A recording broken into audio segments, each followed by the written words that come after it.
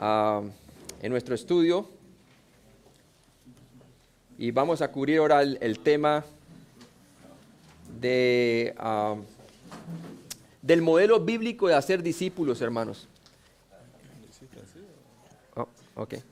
El modelo bíblico, gracias hermano. El modelo bíblico de hacer discípulos. Hay un modelo bíblico, hermano, y vamos a ver cuál es el modelo bíblico para hacer discípulos. Hay muchas metodologías humanas, estrategias humanas, pero el modelo es único y es dado en las Escrituras, y nosotros nos basamos en el modelo bíblico. Y vamos a conocer acerca de ese modelo bíblico, vamos a pedirle al Señor en oración que nos ayude en esto. Padre Celestial, gracias por este día, Señor, gracias porque Tú nos dejaste ejemplo para que sigamos tus pisadas, Señor. Y nosotros queremos hacer discípulos de la manera como Tú lo has expresado en la Biblia, Señor. Ayúdanos pues a entender los principios, Señor, de cómo hacer hacedores de discípulos a través de Tu palabra. Te lo pedimos en Cristo Jesús. Amén. Entonces vemos el modelo bíblico de hacer discípulos. Y vamos a ver lo que el hacer discípulos es y no es. Vamos a estudiar eso, bien importante. Y veamos entonces la primera pregunta. ¿Qué es el hacer discípulos? ¿Qué es el hacer discípulos? El hacer discípulo es el arte de transmitir tanto lo que somos como lo que hacemos, capacitando a nuestros discípulos a ir y hacer lo mismo. Es bien importante que nosotros entendamos esa definición porque es bien profunda. Dice allí, es el arte de transmitir o de pasar tanto lo que somos, nuestra personalidad, nuestro carácter, nuestra vida diaria, capacitando a nuestros discípulos a ir y hacer lo mismo. O sea, que involucra a la persona, tanto la información como la persona, ¿sí? Cuando un carpintero enseña a un aprendiz, le proporciona el entrenamiento adecuado en el sitio de trabajo. Es en el sitio de trabajo en donde se le entrena. Él pone a su aprendiz al lado opuesto de una viga y le enseña a cómo medir, cortar, martillar. El aprendiz comete errores, pero poco a poco ¿el qué? Aprende. Y lo mismo ocurre dentro del discipulado bíblico, el modelo bíblico que nos enseña las Escrituras. El plan es que eventualmente su aprendiz se independice, aunque usted sea el primero a quien él acuda cuando tenga alguna pregunta. ¿Sí? Lo mismo ocurre entonces en el discipulado. En el discipulado nosotros vamos entrenando a las personas para que con la meta de que algún día lleguen a independizarse y hacer lo mismo que nosotros estamos haciendo. Yo creo que el éxito de nosotros como ministros del Evangelio, y cuando hablo de ministros del Evangelio estoy hablando en general de todo el mundo, porque cada uno es un ministro del Evangelio, ¿sí? Que hay diferentes llamados, unos son pastores, y pero todo el mundo está dentro del ministerio desde el momento en que puso su fe en Jesucristo, ¿sí? Entonces, ¿qué pasa, hermanos? El éxito de un ministro es entonces, o una persona que está ministrando la palabra y está haciendo discípulos, el éxito es entonces no solamente tener hijos espirituales, sino nietos. Que esos hijos se reproduzcan y sucesivamente van haciendo más hijos y hijos espirituales, ¿verdad? Que vamos pasando la palabra de Dios. El hacer discípulo es el proceso de exponer nuestra vida cotidiana a quienes enseñamos mientras comemos, bebemos, lloramos y servimos juntos. Es increíble ver que los discípulos nunca le preguntaron al Señor cómo hacer discípulos. ¿Sabe por qué no? Porque lo vieron, lo experimentaron, caminaron con Él, con el Maestro. Y vamos a ver más adelante cómo se dio ese tipo de vida. Vamos a ver lo que dice Hechos capítulo 20, del 36 al 38. Cuando hubo dicho estas cosas, se puso de rodillas y oró con todos ellos. Entonces hubo gran llanto de todos, y echándose al cuello de Pablo, le besaban, doliéndose en gran manera por las palabras que dijo, de que no verían más su rostro. Y le acompañaron al barco. Ahí vemos cómo entonces Pablo haciendo discípulos, ¿verdad? En su viaje misionero. Y cómo él compartía sus lágrimas, servían juntos, bebían juntos. Eso es entonces el hacer discípulos.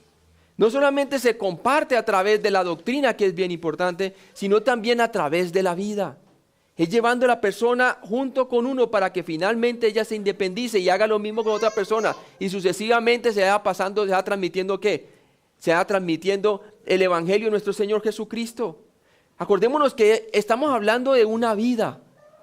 Cuando nosotros estamos compartiendo el evangelio, estamos transmitiendo la vida eterna.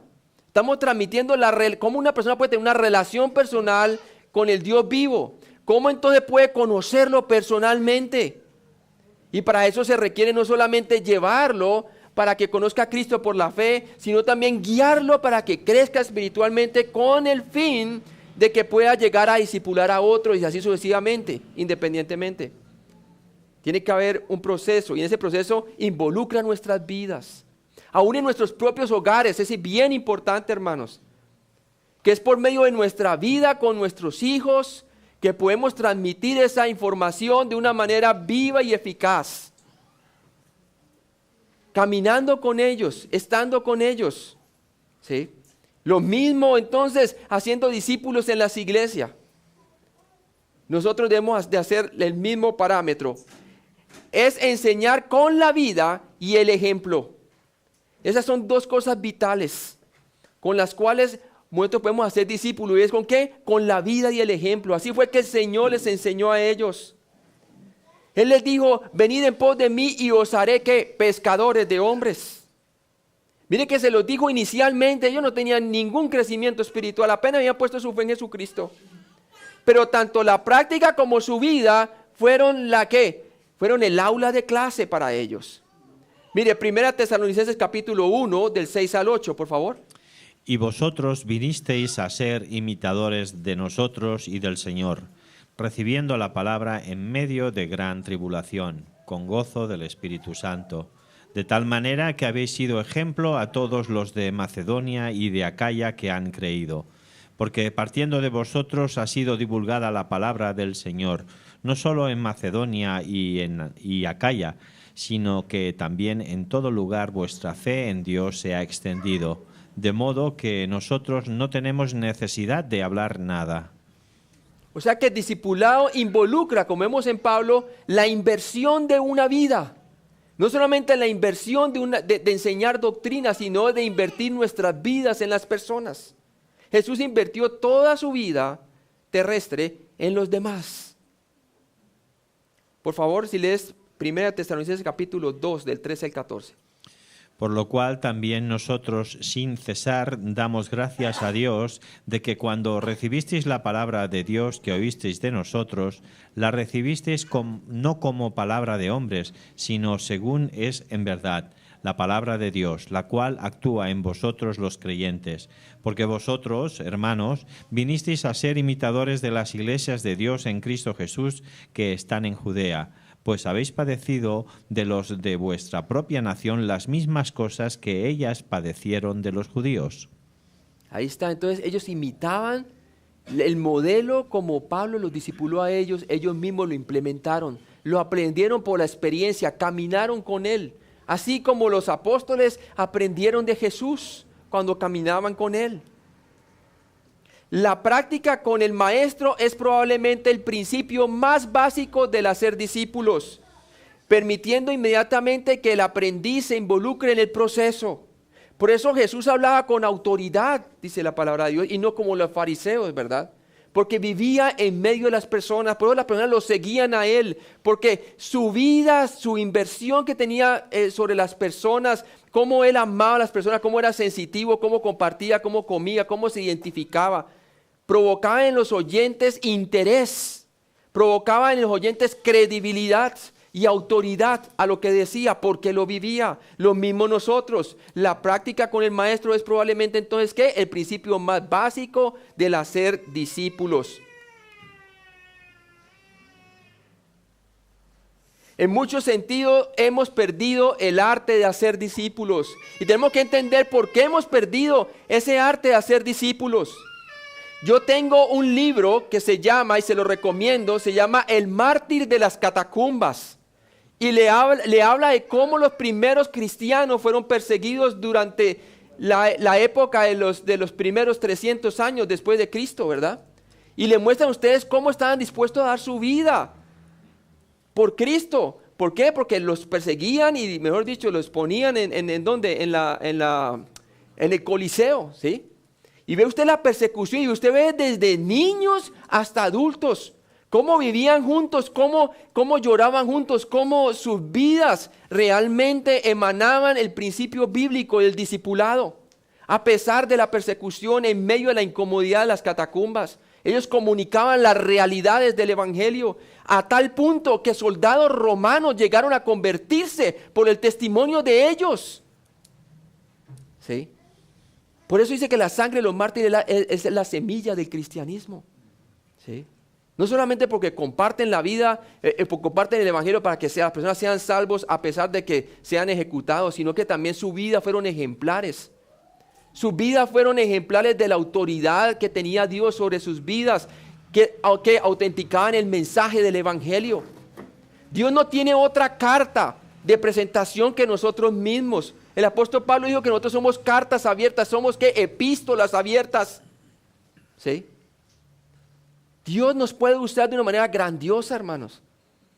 Y se necesita que el discipulado sea así. Que la gente sepa de que si Dios es amor, nosotros los amamos a ellos como Cristo nos amó. ¿Sí?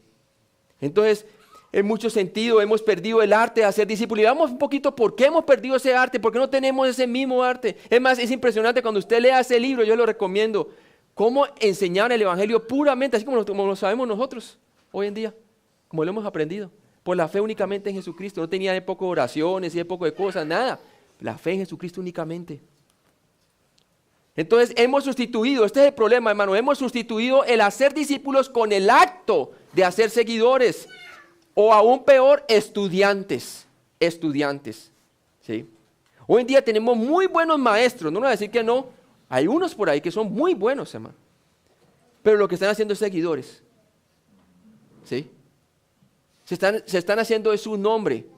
Y déjeme decir una cosa, nosotros no estamos aquí para edificarnos nuestro propio nombre. Nosotros estamos aquí es para transmitir el nombre y levantar el nombre de Jesucristo en alto. Es necesario que nosotros decrezcamos y que Él crezca, como decía Juan el Bautista, ¿verdad? Él entendió muy bien la posición de su ministerio. Y dice para Dios que no hubo, Jesús dijo que no hubo más grande que Juan el Bautista. ¿Sabe por qué? Porque ese hombre realmente en su humildad entendió muy bien su posición en el ministerio. Él llevó a muchos hacia la luz, hacia el evangelio de nuestro Señor Jesucristo. No hizo ningún milagro, hermano, pero llevó a gran multitud hacia el Mesías. Porque estaba con ellos, pasaba tiempo con ellos. Ahora mira lo que dice aquí, hemos sustituido el hacer discípulos con el acto de hacer seguidores y aún peor estudiantes, como aulas de clase, maestros que enseñan y se ganan los aplausos de las personas y luego se van. ¿Sí? Pero ya no viven con las personas. ¿Sí? Hemos infundido una forma occidental de pensar en el modelo de hacer discípulos. ¿Sí? Hemos adoptado esa manera como los griegos, los grandes pensadores griegos comenzaron a hablar de existo, luego pienso, o pienso, luego existo. Puras personas que trataban solamente de ¿qué? De ganarse el conocimiento y los aplausos de las personas. Y esa metodología se ha metido dentro de las enseñanzas occidentales y ha venido y ha permeado la iglesia. Hemos entonces infundido una forma occidental de pensar en el modelo de hacer discípulos. Vemos el hacer discípulos como enviando a nuestros mejores hombres y mujeres a las escuelas de teología, con la esperanza de que volverán como profesionales capacitados. ¿Sí?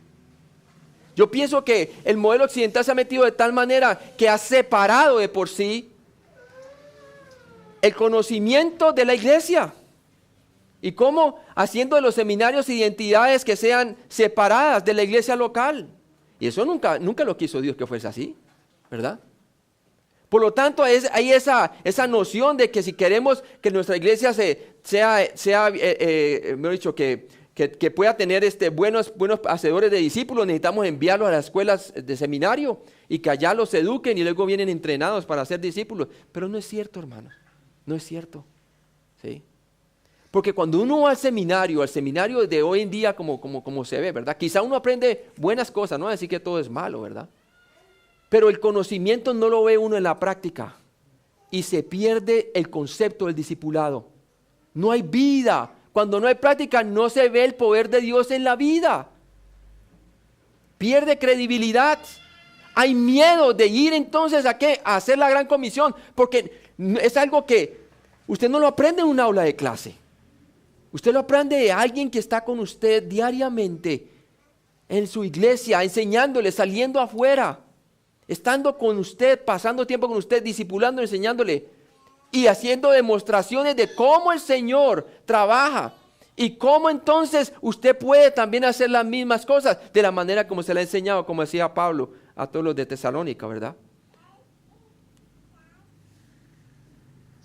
Pero hoy en día estamos más preocupados en qué grado tenemos como profesionales. Y tenemos el doctorado, tenemos el PhD, ¿cierto? En teología. Que en realidad hacer discípulos. Se nos ha metido esa en la cabeza que si no tengo el título no puedo. Y así no era con el Señor. Él dijo, venid de mí y os haré que hacedores, te haré pescadores de hombres. Venid en pos de mí. En el modelo occidental los estudiantes son conducidos a aulas de clase donde se centran en tomar pruebas y escribiendo notas. Después de tomar el examen final en la clase, los estudiantes respiran un suspiro de alivio, venden sus libros y pasan al siguiente tema. Si yo me acuerdo, me decían que tenían que, cuando estaba en el seminario, tiene que tener listo, tiene que leerse 4 libros de teología sistemática, una cosa así gordota, ¿verdad? Y mañana es la prueba, mano.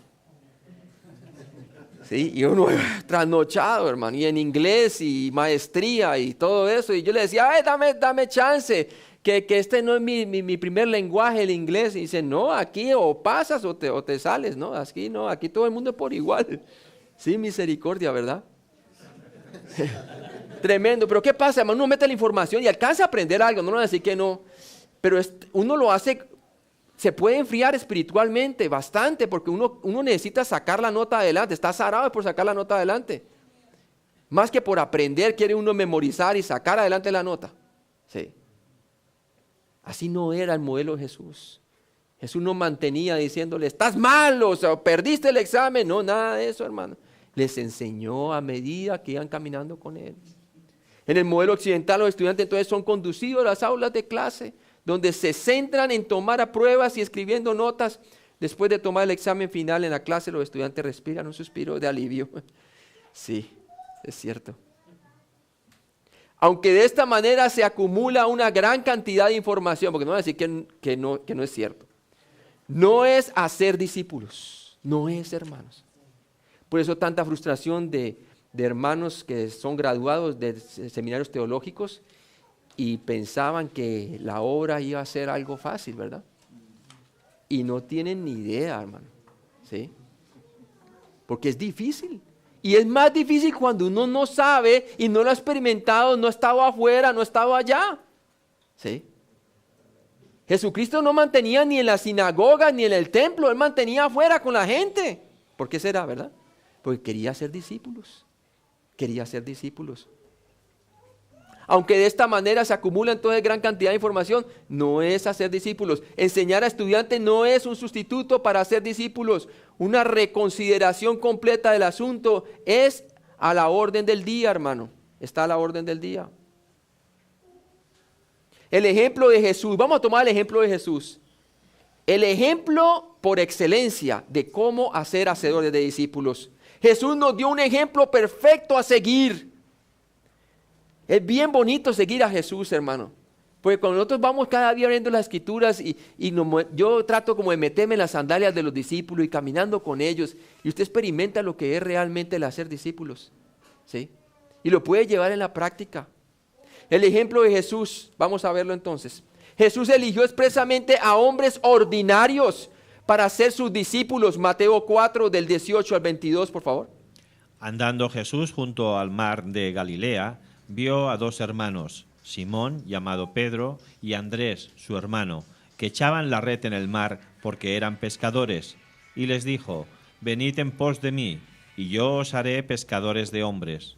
Ellos entonces, dejando al instante las redes, le siguieron. Pasando de allí, vio a otros 2 hermanos, Jacobo, hijo de Zebedeo, y Juan, su hermano, en la barca con Zebedeo, su padre, que remendaban sus redes, y los llamó. Y ellos, dejando al instante la barca y a su padre, le siguieron. O sea, ellos comenzaron a ver en Jesús a alguien totalmente diferente a lo que cotidianamente habían visto, ¿verdad? Ningún rabino hacía lo que él hacía.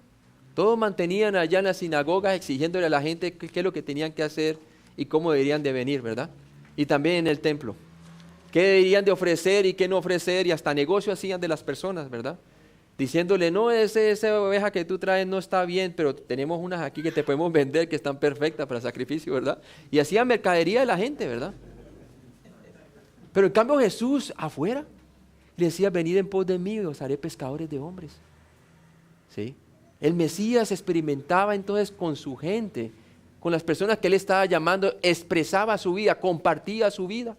Lo mismo nosotros debemos de hacer. Nuestro Señor no envió a estos hombres a la escuela para recibir entrenamiento para el servicio, sino que Él mismo caminó y habló con ellos durante varios años. ¿Sí? Es más, por eso lo dice allí en San Juan capítulo 1, versículo 14, y aquel verbo fue hecho carne y habitó entre nosotros. Mire que el énfasis del discípulo amado Juan siempre es, caminó entre nosotros, hizo tabernáculo entre nosotros, no solamente para que seamos salvos, sino que para que caminemos con Él diariamente. Y vimos su gloria, gloria al unigénito del Padre, lleno de gracia y de verdad, ¿verdad? Tremendo. También lo puede ver usted en Primera de Juan, por favor, vamos a Primera de Juan. Si lo puede leer, hermano, en Primera de Juan. Yo le digo de qué versículo. Primera de Juan, capítulo 1. Si lo puede leer, por favor, hasta el versículo 3. Lo que era desde el principio, lo que hemos oído, lo que hemos visto con nuestros ojos, lo que hemos contemplado y palparon nuestras manos tocando al verbo de vida, porque la vida fue manifestada y la hemos visto y testificamos y os anunciamos la vida eterna, la cual estaba con el Padre y se nos manifestó. Lo que hemos visto y oído, eso os anunciamos para que también vosotros tengáis comunión con nosotros. Y nuestra comunión verdaderamente es con el Padre y con el Hijo Jesucristo, con su Hijo Jesucristo. Amén. Entonces, si ves lo personal que él cuenta de quién Jesucristo fue en su vida y es en su vida mientras estuvo caminando con él, muestra muy claramente una relación, una comunión, un conocimiento. Dice lo que nuestros ojos vieron, lo que nuestros oídos escucharon, lo que hemos palpado. ¿Sí? Hermano, las personas para que puedan entonces crecer espiritualmente y tener un buen discipulado y para que nosotros podamos ser hacedores de discípulos, primero se requiere que nosotros caminemos con el Señor de la manera como Él caminó. Cuando nosotros entonces estamos llenos del Espíritu Santo y estamos caminando con Él, de esa misma manera como Él está caminando con nosotros debemos de caminar con las personas. ¿Sí? ¿Por qué? Para que las personas puedan palpar y puedan ver y puedan experimentar el poder de Dios, puedan ver otras vidas transformadas, puedan ver cómo el Señor trabaja a través de un discípulo, para que ellos entonces también dicen, wow, no solamente estoy aprendiendo por medio de la Escritura, sino ahora estoy aprendiendo por medio de tu experiencia. ¿Sí? Y déjeme decirte una cosa, eso también es bien importante dentro del ministerio con nuestros hijos. Porque ellos pueden tener la información aquí y podemos introducir el método occidental para nuestros hijos y olvidarnos de nuestra familia y aplicar el método bíblico para afuera, a los demás, y podemos perder a nuestra familia. Yo siempre oro al Señor, Señor, ayúdame que mi hijo esté involucrado y que él vea el poder de Dios en acción afuera, para que él pueda confirmar lo escrito, lo pueda confirmar con su vista, como lo hizo Juan, con sus oídos y con el poder palpar y poder contar la experiencia de cómo Cristo obra afuera. ¿Sí? Bien importante que la familia esté involucrada en la gran comisión, hermanos. ¿Sí? Porque si yo voy por un lado y ellos van por otro, hermanos, vamos a perder el asunto ahí. ¿Sí? Tiene que haber un foco, pero para eso su padre tiene que experimentar la presencia de Dios. Demostrar realmente que está caminando conforme al Espíritu. ¿Para qué? Para que nuestra familia pueda ver el foco de la gran comisión. Nuestros hijos aprenden más por lo que ven hacer que por lo que escuchan de la palabra de Dios. ¿Por qué? Porque lo que ven hacer es lo que ellos pueden confirmar de la palabra de Dios que es cierto. Y así es. Estos fueron los hombres que Él escogió, hombres sencillos, hombres pescadores, hombres sin letras, que muchos se les decía después de que maduraron, y no son estos galileos, ¿verdad? Hombres que no tienen letras y de dónde aprendieron semejantes cosas. ¿Y sabe qué identificaban ellos en él?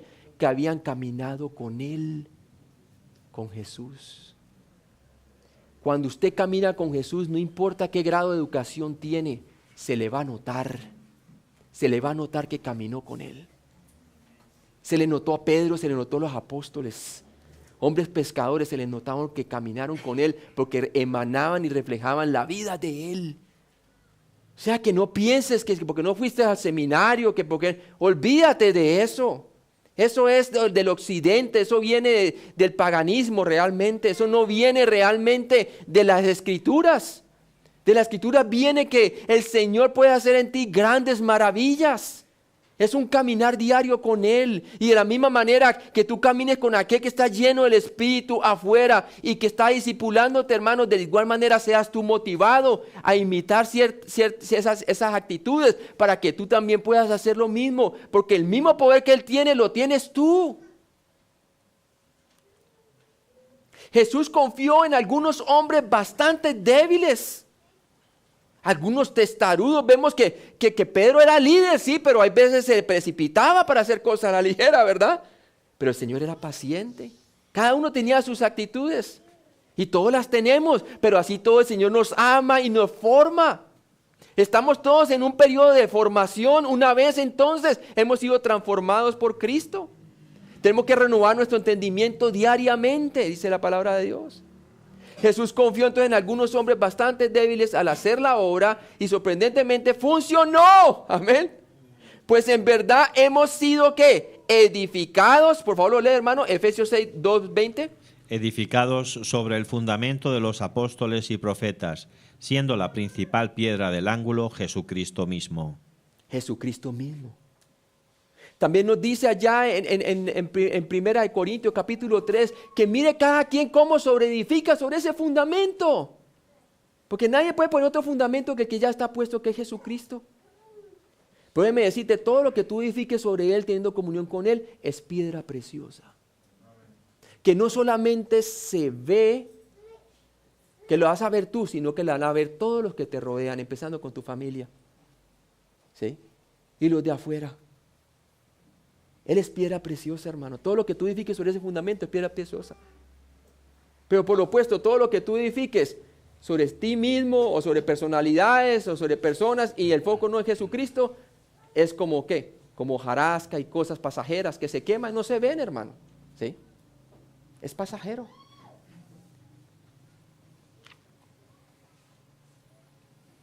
Debemos de ser edificados. Edificados quiere decir que es un proceso. Todos nosotros somos como pequeñas construcciones que estamos siendo edificados sobre el fundamento que es nuestro Señor Jesucristo. ¿Sí? Jesús siempre fue práctico en su discipulado. Su aula de clase era la vida misma. Utilizaba ejemplos muy comunes para la gente. Jesús tomó provecho de las oportunidades comunes. Marcos 13:1, por favor.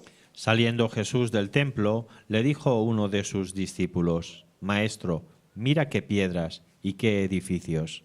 ¿Qué utilizó? Utilizó allí de acuerdo al contexto, que ellos se maravillaban por los materiales y lo lujurio que era el templo judío, ¿verdad? Y aprovechó entonces lo cotidiano que ellos veían, la majestuosidad de lo que representaba entonces la presencia de Dios en ese tiempo. Y le dijo que no quedaría piedra sobre piedra para mostrarles a ellos la profecía, ¿verdad? Utilizaba eso, lo cotidiano, como plataforma de enseñanza. También utilizó entonces una semilla para enseñarnos acerca de su resurrección. Que de una semilla muerta, si no caía y moría, no salía vida, que de igual manera era la resurrección de entre los muertos. Hasta hoy en día los científicos no saben cómo una semilla muerta sale vida. Es un milagro que ocurre diariamente y se puede experimentar, es observable, es repetitivo, es científico, es comprobado, pero no puede explicarse cómo. De igual manera la resurrección de entre los muertos. Cogía algo cotidiano y enseñaba algo maravilloso. Y eso es lo que necesitan ver nuestras familias, en las iglesias, empezando con nuestras propias familias, para que vean la correlación que hay entre la palabra de Dios y la realidad de la vida.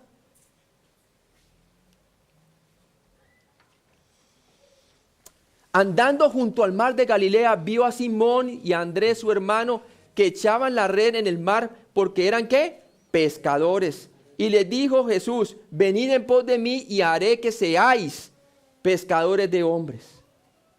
¿Quién es el que se encarga de hacernos, de moldearnos? Es el Señor. Y haré que seáis, es un proceso, que seáis que pescadores de hombres. Y sí que el Señor terminó bien la obra. Ellos nunca le preguntaron ni cómo predicar el evangelio, porque lo vieron predicado en él, ¿verdad? Ni cómo llevar a una persona a Cristo, porque lo vieron cómo llevó a muchos a Cristo. Ni tampoco cómo discipularlo, porque caminaron con él. ¿Sí? Lo que quiere decir, hermanos, que como padres que somos, no debe quedar ninguna duda en nuestra familia, escúcheme bien, qué es la evangelización y cómo hacerla. ¿Y qué es el discipulado y cómo hacerlo? Porque si lo hacemos como Cristo lo hizo, nuestros hijos serán como ¿qué? Serán como flechas en las manos del arquero, que serán lanzados ¿para qué? Para alcanzar este mundo y hacer lo mismo, hacer discípulos. Es importante que integremos nuestras familias a la gran comisión. Es el sentido del por qué existimos, hermanos, honestamente. Sea lo que hagamos, hagamos todo para el Señor. Y si nuestros hijos tienen esa visión, hermano, la gran comisión va a ser exitosa en la iglesia. Porque lo que hagamos como individuos en la familia va a suceder en la iglesia, hermanos. No separen las dos cosas. Usted está 100% en el ministerio donde quiera que esté. La cosa es, está caminando con el Señor para que entonces los demás vean qué es el discipulado. Bien importante. Mucho antes de que Jesús diera la gran comisión en Mateo 28, dio a sus discípulos otra comisión e hizo el seguimiento correspondiente. Aquí el Señor nos muestra un ejemplo de cómo lo iba haciendo poco a poco con ellos, cómo los iba preparando para esa gran comisión cuando Él iba a ascender a los cielos. En esta mini comisión Jesús envió a los 12 discípulos para alcanzar y enseñar a las ovejas perdidas de Israel.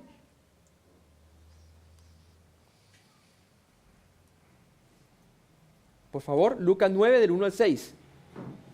Habiendo reunido a sus 12 discípulos, les dio poder y autoridad sobre todos los demonios y para sanar enfermedades, y los envió a predicar el reino de Dios y a sanar a los enfermos. Y les dijo: no toméis nada para el camino, ni bordón, ni alforja, ni pan, ni dinero, ni llevéis 2 túnicas.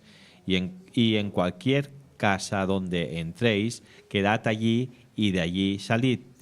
Y donde quiera que no os recibieren, salid de aquella ciudad y sacudid el polvo de vuestros pies en testimonio contra ellos.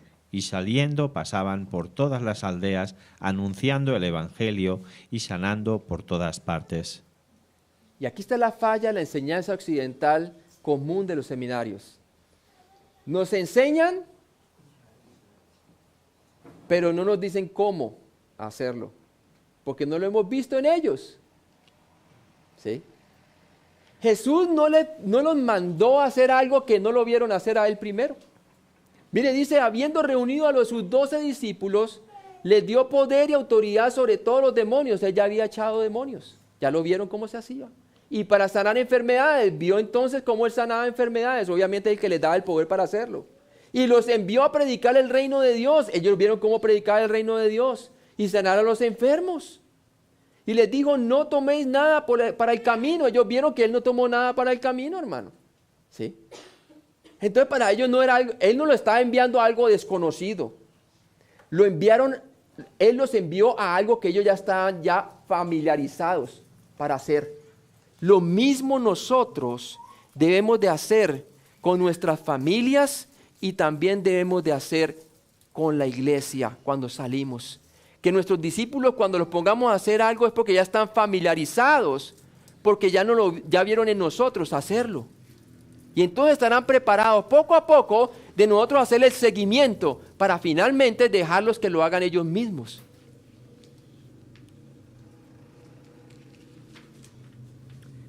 Dice que vueltos los apóstoles, le contaron todo lo que habían hecho y tomándolos se retiró aparte a un lugar desierto de la ciudad llamada Betsaida. Lucas 9:10. Es la importancia del seguimiento. Él les hizo el seguimiento y luego entonces, ¿qué pasa? Ellos le contaron todo lo que el Señor había hecho. Porque cuando nosotros invertimos en las vidas de las personas, nosotros en realidad le estamos contando a ellos qué es lo que el Señor hace. Y cuando ellos lo hagan, ellos automáticamente van a querer hacerlo. ¿Por qué? Porque lo vieron de nosotros hacerlo. Cuando los 12 discípulos que Él había enviado regresaron, Jesús tomó el tiempo para escuchar todas sus historias, una retroalimentación de cómo les fue. Eso es lo que hemos de hacer, poco a poco irlos dejando ir. Les damos una tarea que hacer, ¿verdad? De cómo hacer lo que ya vieron que se les enseñó a hacer. Y luego hacemos entonces un seguimiento para ver cómo les fue. Escuchamos sus testimonios, hacemos ajustes en ciertas cosas que tuvieron dificultad, ¿sí? Y por eso dice que cuando los discípulos que Él había enviado regresaron, Jesús tomó el tiempo entonces para escuchar todas sus historias. Debemos de tomar tiempo para escuchar las historias de aquellos que han salido y han hecho discípulos y que están entonces implementando esto de hacer discípulos. Pero queremos escuchar testimonios. Los testimonios edifican, hermano, porque hablan de la experiencia real del caminar con Cristo. A pesar de su inmensa popularidad y todas las demandas de su tiempo. Imagínense Jesús las demandas que tenía. Increíbles demandas, tanto de los incrédulos como las demandas y la persecución que tenía por medio de los fariseos y los saduceos, ¿verdad? Y las demandas que tenía Él en cuanto a la presión del ministerio y aún la gente que lo buscaba solamente por señales. ¿Qué demanda no tenían? Demandas por todo lado. Jesús hizo un gran esfuerzo, sin embargo, para reunirse con sus discípulos en privado. Eso nos dice mucho a nosotros, hermano. No importa en qué faena tan ocupado estemos, hermano. Necesitamos sacar tiempo en privado para compartir con nuestra familia. Para compartir entonces también con nuestros discípulos que estamos haciendo en la iglesia. Para escucharles dónde están, cómo les ha ido, para escuchar sus éxitos y gozarnos juntamente, como también escuchar qué les pasó, o cómo se desanimaron, o qué hicieron que no estaba bien, para corregirles, para ayudarles. Lucas 10, del 1 al 24, otra gran historia exitosa de hacer discípulos. Vamos a verla. Lucas 10 del 1 al 16 nos cuenta que Jesús envió a 70 discípulos más.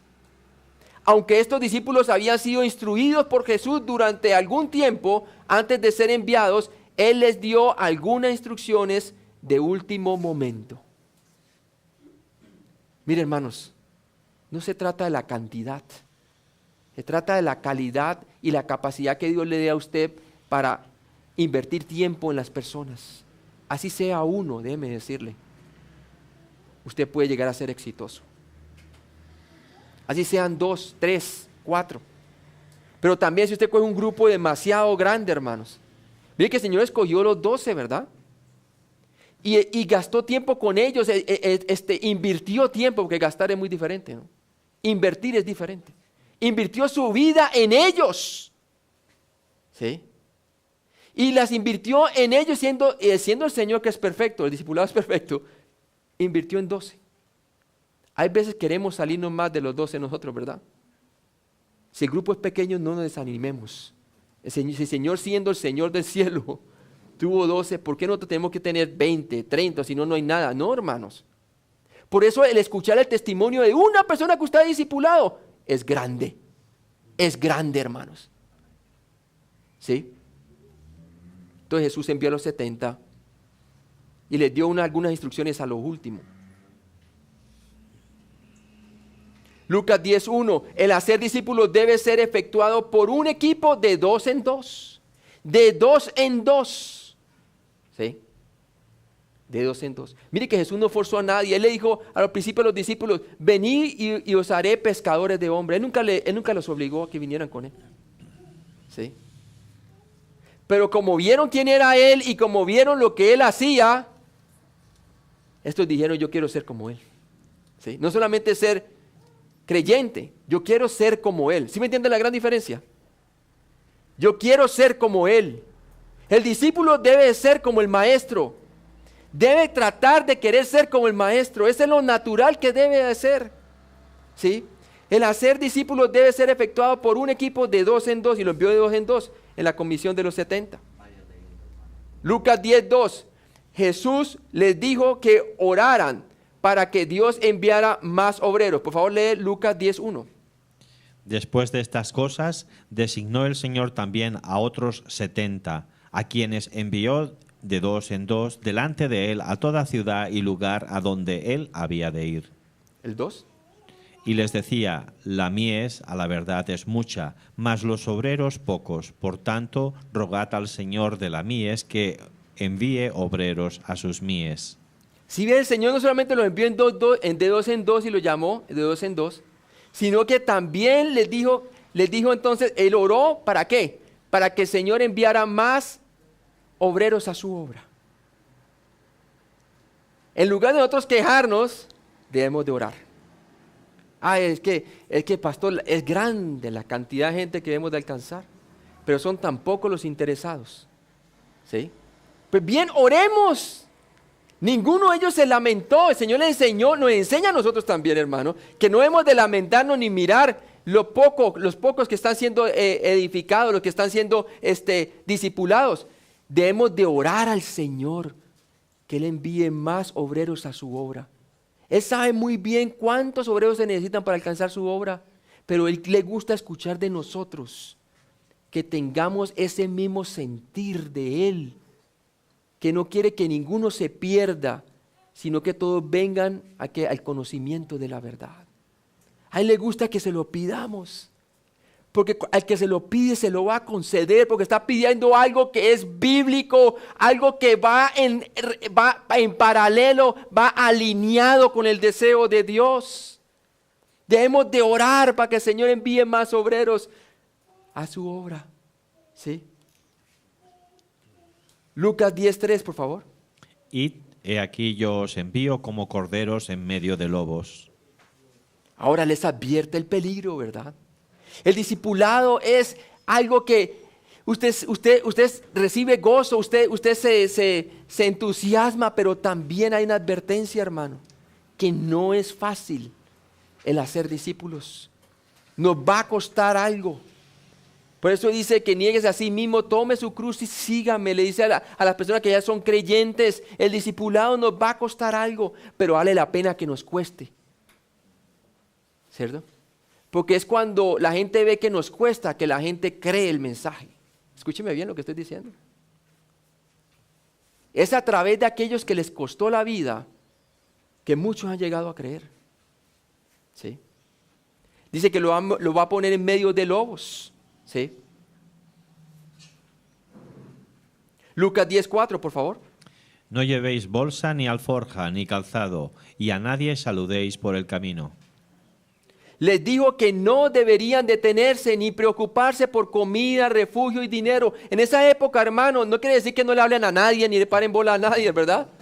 Lo que está diciendo él es que por lo regular durante la vida bíblica de los tiempos de Jesús, la gente era muy hospitalaria y cuando usted hablaba con una persona era realmente de sentarse, quedarse y la agasajaban, le daban hospitalidad, comida y todo eso. Era para largo. No, el obrero debe centrarse a qué es lo que va, hermanos. Eso nos enseña el Señor, ¿sí? Y por eso le dice ahí, pero tampoco deben de preocuparse de comida, refugio y dinero. Lucas 10, del 5 al 15, por favor.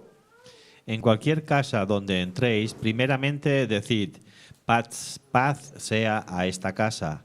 Y si hubiere allí algún hijo de paz, vuestra paz reposará sobre él, y si no, se volverá a vosotros. Y posad en aquella misma casa, comiendo y bebiendo lo que os den, porque el obrero es digno de su salario. No os paséis de casa en casa.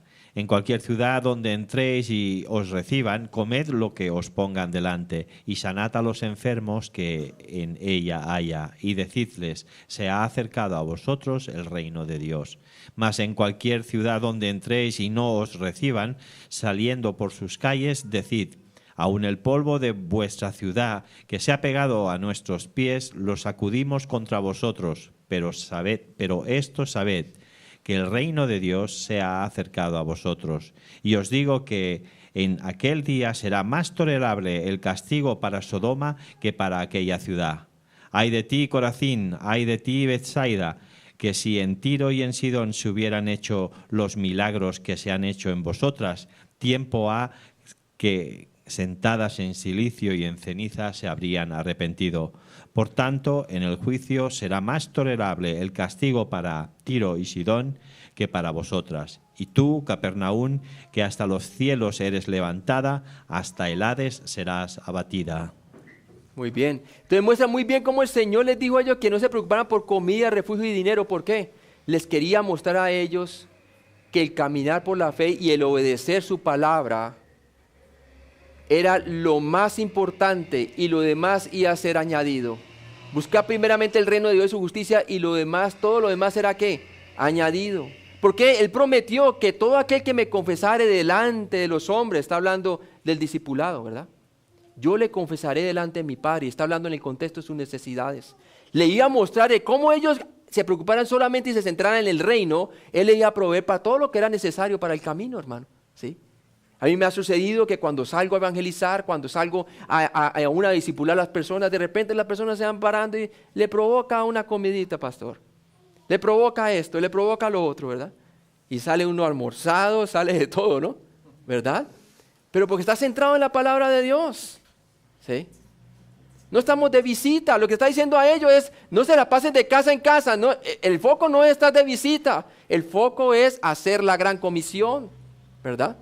Es anunciar el reino, es anunciar entonces la salvación por medio del evangelio de Jesucristo. Lucas 10:16, por favor.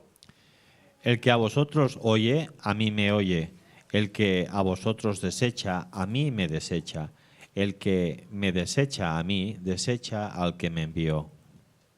Entonces, ¿qué pasa? El Señor está mostrando muy claramente ahí que Él les habló de no tomar el rechazo personalmente.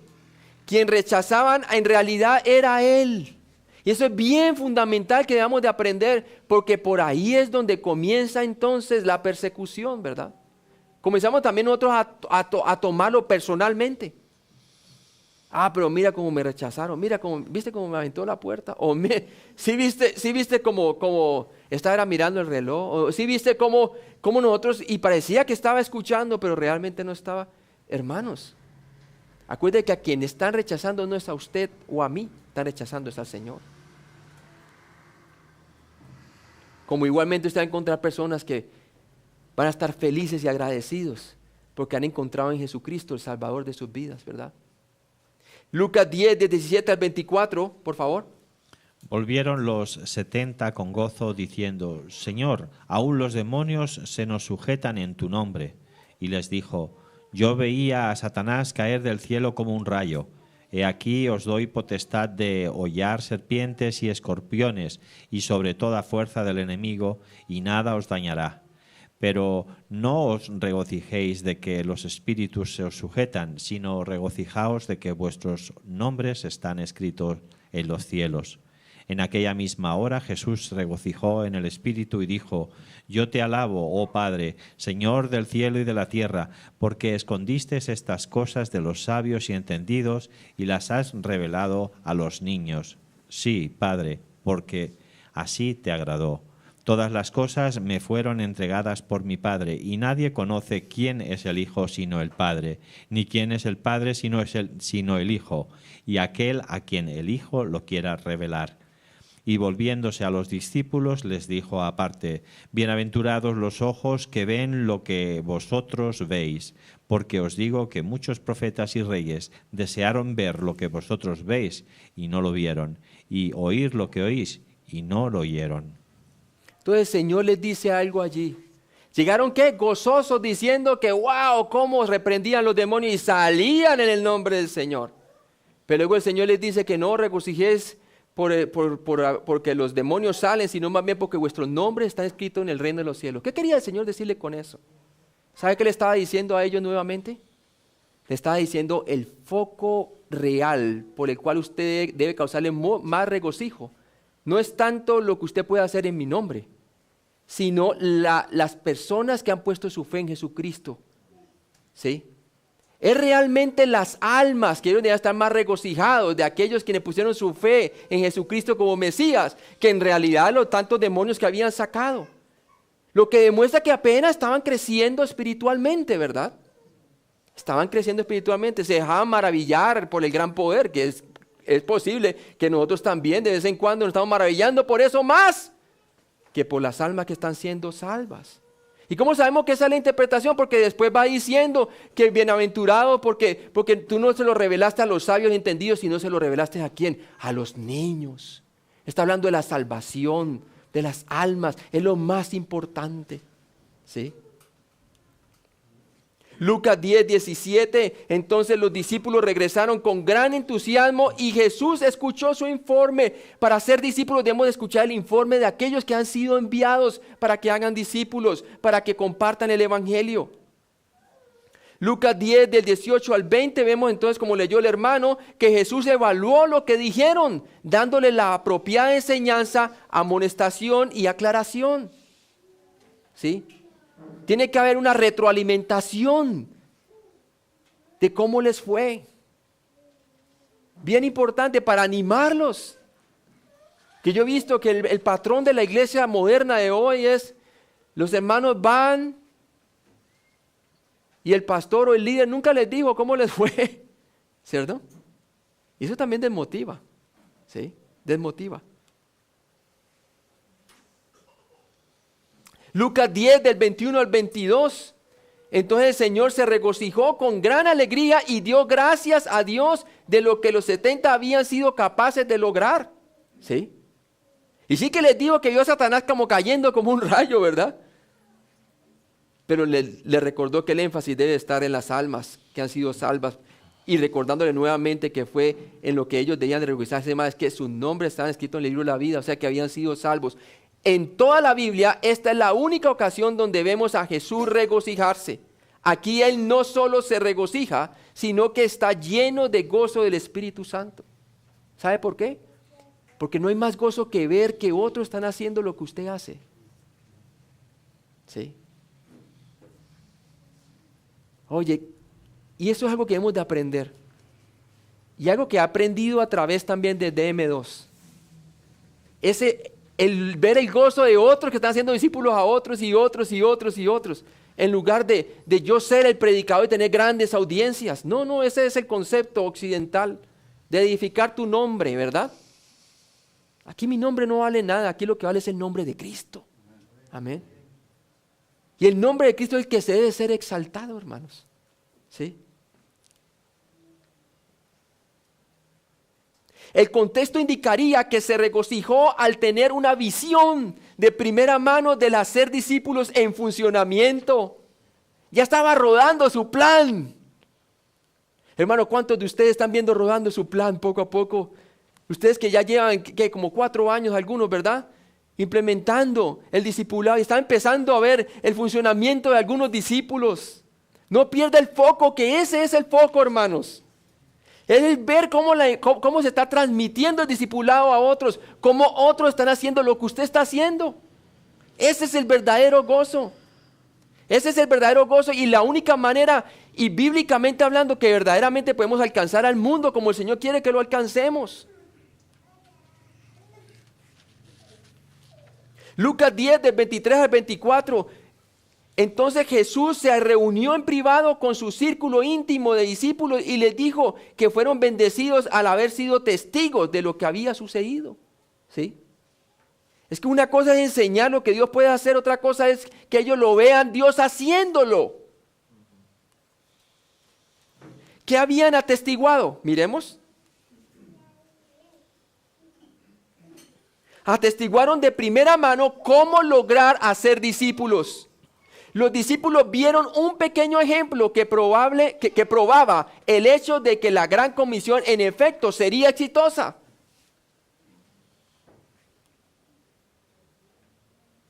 Qué bien cuando usted ve que una persona está empezando a ser discípulo y que usted fue que los discipuló a esa persona.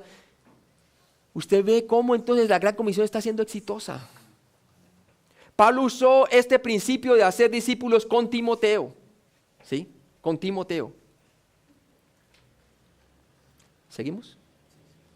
Y vamos a ver entonces cómo es esto con Timoteo. Veamos 2 Timoteo capítulo 2 del 1 al 3. Tú pues, hijo mío, esfuérzate en la gracia que es en Cristo Jesús. Lo que has oído de mí ante muchos testigos, esto encarga a hombres fieles que sean idóneos para enseñar también a otros. Tú pues, sufre penalidades como buen soldado de Jesucristo.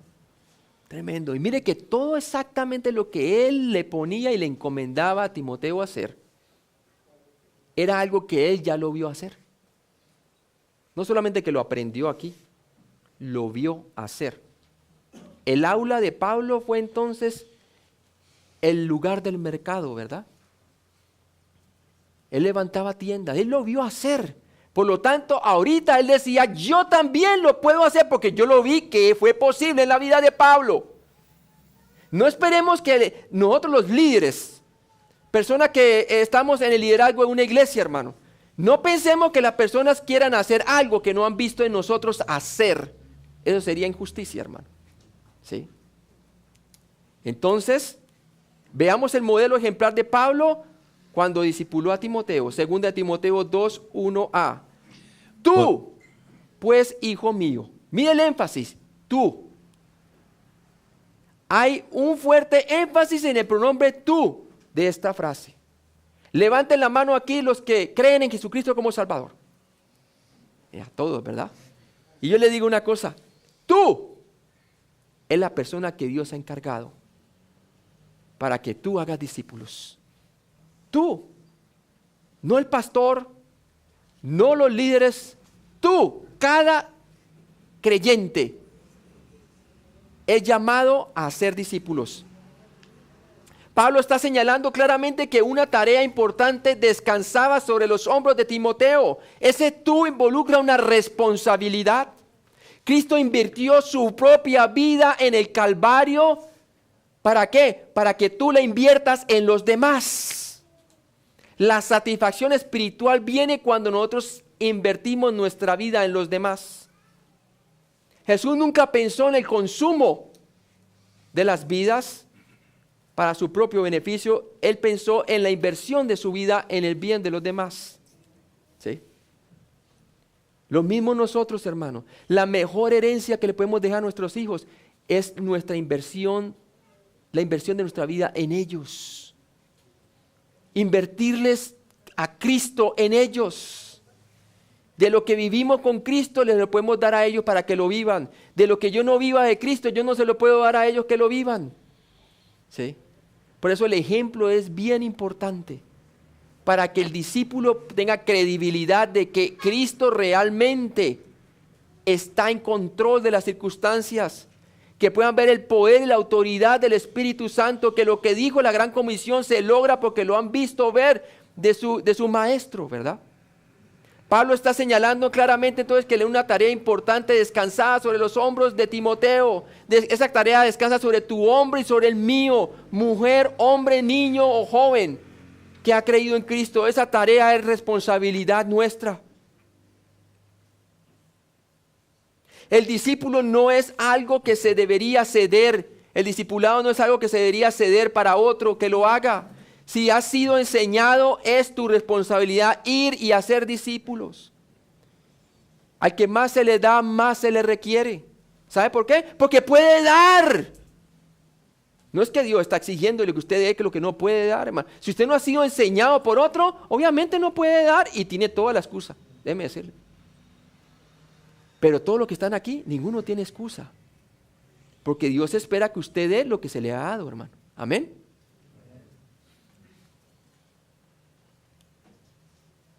Timoteo era un pastor de pastores. Él iba a las iglesias donde el apóstol Pablo había comenzado un ministerio y terminaba la obra mediante la enseñanza adicional y el nombramiento de pastores y ancianos.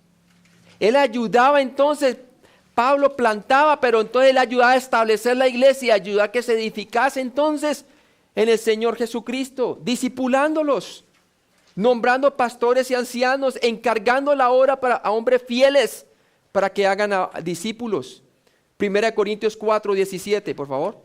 Por esto mismo os he enviado a Timoteo, que es mi hijo amado y fiel en el Señor, el cual os recordará mi proceder en Cristo, de la manera que enseño en todas partes y en todas las iglesias. Amén. Y qué bueno escuchar de aquí testimonios de cómo algunos han sido enviados para enseñar a otros, afuera, hermano, aún a otras iglesias, aún a otros terrenos, hermano, ¿verdad?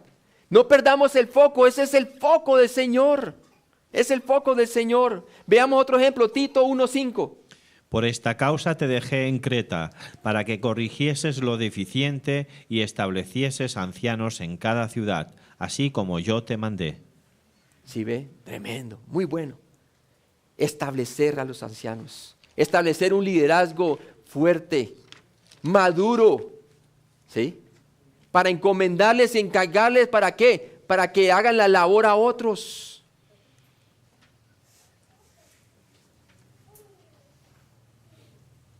Segunda de Timoteo 2:1b, tú pues, hijo mío, usted y yo somos ¿qué?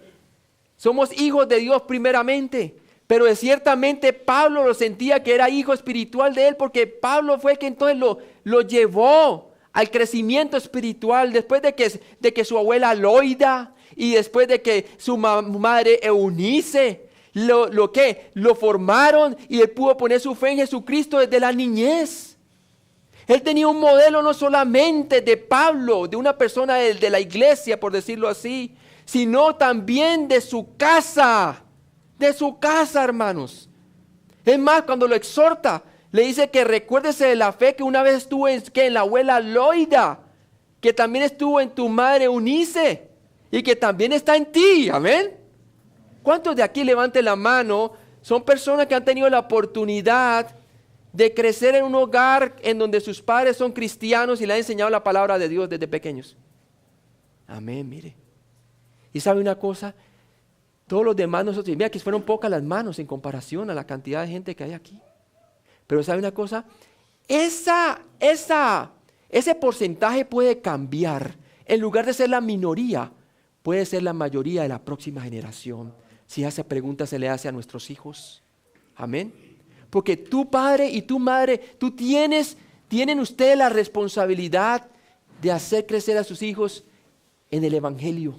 No solamente llevarlos al conocimiento de la salvación de Cristo, sino también dirigirlos a través de un discipulado práctico afuera, que ellos vean el poder de Dios para que ellos también lo puedan ejercer. Y que no solamente sean personas que sean simplemente que vienen a la iglesia, absorben y se van. Y que dividen su iglesia en secular y religioso. No, hermano, no queremos eso. Y eso es lo que está lleno en las iglesias hoy en día, ¿verdad? No hay vida secular o religiosa para el cristiano. Hay vida cristiana porque ya estamos en Cristo. Somos nuevas criaturas. Todos somos ministros. Somos llamados para anunciar las victorias de aquel que nos llamó de las tinieblas a la luz admirable, hermanos. La relación entre Pablo y Timoteo era un vínculo de padre a hijo. Él cogía a alguien de la iglesia y comenzaba a discipularlo desde pequeño, ¿verdad? En el caso como de Timoteo. Maestras de escuela dominical, ustedes están invirtiendo, así sea en 1 o 2 niños que le están escuchando, ustedes están invirtiendo en esa persona. Y ellos se van a acordar cómo ustedes estaban ejerciendo el discipulado. Cómo veían en poder y en práctica la verdad de la palabra de Dios. De seguro que ellos van a querer imitarlo a usted. Ellos ven, y lo que aprenden lo ven más por lo que ven y palpan que por lo que escuchan de la palabra de Dios. La palabra de Dios se confirma en las acciones. Jesús confirmaba su ministerio con sus milagros y prodigios. Pablo demostró su ministerio a Timoteo a través de las manifestaciones del Espíritu Santo, con poderes y milagros y prodigios. ¿Sí? Claro que eras apóstol, necesitaba esos milagros y prodigios, ¿verdad? Pero también lo modelaba estando con ellos, llorando con ellos, estando en cárceles, estando en persecución, recibiendo el látigo, recibiendo de todo, hermano. ¿Sí? Ellos lo vieron y por eso Timoteo se le está encargando esta tarea, ¿verdad? Tenemos que abordar la formación de discípulos de la misma manera. Debe haber un vínculo familiar espiritual. Nuestra verdadera familia debe ser la familia de Dios. Dejemos de estar lamentándonos muchas veces por aquellos familiares allegados de nosotros, familiares de la carne, ¿verdad? Que no han querido creer y ya le hemos compartido el Evangelio muchas veces, lo han visto y le hemos dado testimonio y no quieren. Yo he visto personas que no se enfocan en discipular a otras personas simplemente porque están enfocados todo el tiempo en tratar de convertir a su padre, en tratar de convertir a su madre. No, nosotros no podemos convertirlos, es el Señor. Dedíquese, hermano, que nuestra verdadera familia está en los cielos, hermano. Y la verdadera familia son aquellos que han creído en Cristo. Jesús nos dijo algo bien interesante cuando aún su propia madre y sus hermanos y hermanas habían perdido el foco de lo que es entonces ser un creyente. Algunos de ellos todavía no eran creyentes, pero su madre sí lo era, hermano. Pero ella ha perdido el foco, así como tú y yo lo podemos perder. Perdieron el foco cuando él estaba en el templo, ¿verdad? ¿Acaso no sabías que en los negocios de mi padre debía estar? ¿Cierto? ¿Por qué dicen dónde estoy yo? Era porque ellos ya sabían de dónde debiera estar. Lo que pasa es que estaban haciendo otras cosas, hermano. Estaban más preocupados de las ceremonias y de las fiestas y de todo esto, de las cuestiones ceremoniales, ¿verdad? Que de la sustancia misma que era su propio Hijo, Jesucristo, ¿verdad? Tremendo. Podemos perder el foco muy fácilmente, hermanos. También cuando le dijeron, ahí está tu padre y tu madre te buscan.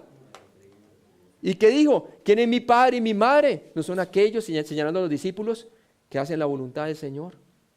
Hermano, yo le digo una cosa. La Biblia también dice que hay amigo más cercano que nuestro propio hermano, ¿verdad? Quiere decir, hay personas que han creído en Cristo, que usted desarrolla una intimidad tal en el discipulado, que usted tiene más confianza en Él que en su propia familia, hermano. Es verdad, ¿sí? Es verdad. El Señor nos llama a las prioridades. Porque dice, el que ama más a padre o madre no es digno de mí. No está diciendo que debemos de dejar a nuestro padre y madre, no. Sino es que no debemos de insistir cuando ellos cierran la puerta en esa cuestión espiritual. Seguimos dando testimonio y todo, pero debemos de enfocarnos en lo que el Señor nos llamó, hermanos. ¿Sí? Tenemos que abordar la formación de discípulos de la misma manera. Ese vínculo familiar, estamos unidos, hablamos una misma cosa.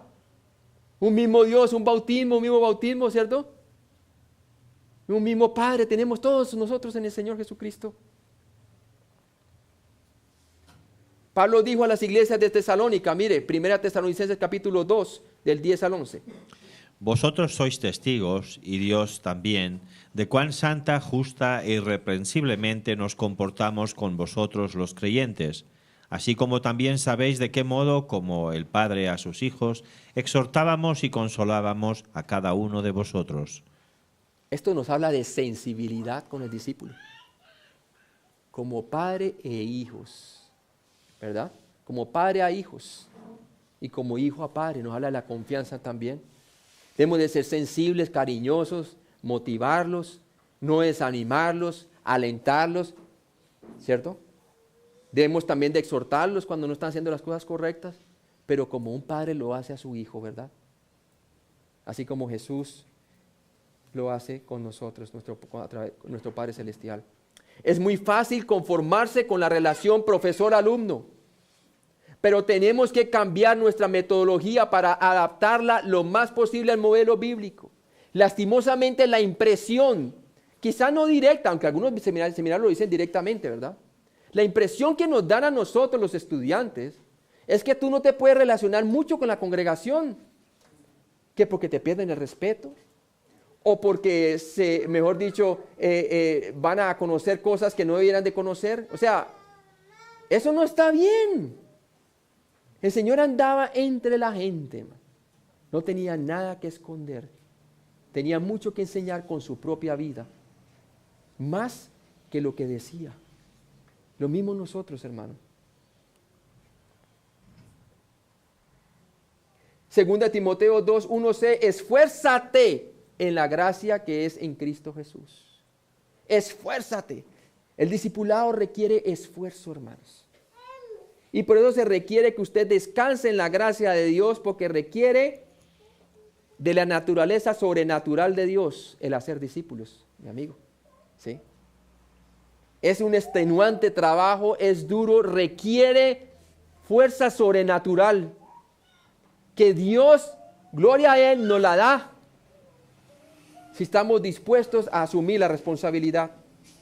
La frase esfuérzate en endunamo es en realidad una palabra compuesta formada por las palabras en y fortalecer. Mira que te mando, dice el Señor. Léelo por favor. Juan 1:9. Josué 1:9, perdón. Mira que te mando que te esfuerces y seas valiente. No temas ni desmayes, porque Jehová tu Dios estará contigo en donde quiera que vayas. ¿Por qué podemos ser fuertes? ¿Cómo podemos nosotros manifestar la fortaleza? Reconociendo la presencia de Dios en nuestra vida.